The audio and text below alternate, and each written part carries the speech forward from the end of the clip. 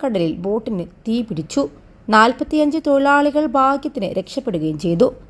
കഴിഞ്ഞ ദിവസം വൈകിട്ട് 4 മണിക്കാണ് പാലപ്പെട്ടി ഭാഗത്ത് വെച്ച് അപകടമുണ്ടായത്. താനൂർ ഒട്ടുംപുറം കമ്പനിപ്പടിയിലെ KP അൻവറിന്റെ ഉടമയിലുള്ള CM അബ്ദുറഹ്മാൻ ഗ്രൂപ്പ് ലീഡറായ അൽ ഖൈറാത്ത് ബോട്ടാണ് അപകടത്തിൽപ്പെട്ടത്. എഞ്ചിൻ ഭാഗത്ത് നിന്നാണ് പൊടുന്നനെ തീ ഉയർന്നത്. ഉടൻ തൊഴിലാളികൾ വള്ളത്തിൽ കരുതിയിരുന്ന കുടിവെള്ളമൊഴിച്ച് തീയണച്ചു.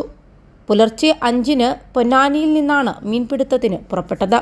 പരിഭ്രാന്തിക്കും തിരക്കിനുമിടയിൽ എല്ലാവർക്കും നിസ്സാര പരിക്കേറ്റിട്ടുണ്ട്.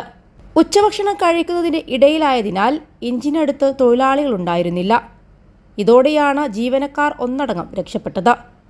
സമീപത്തുണ്ടായിരുന്ന ഗ്യാസ് സിലിണ്ടർ, ഡീസൽ ടാങ്ക് എന്നിവയിലേക്ക് തീ പടരാതെ വെള്ളം തെളിച്ച് കൂടുതൽ അപകടമൊഴിവാക്കി. Al Salama eye hospital, hospital road, Perinthalmanna.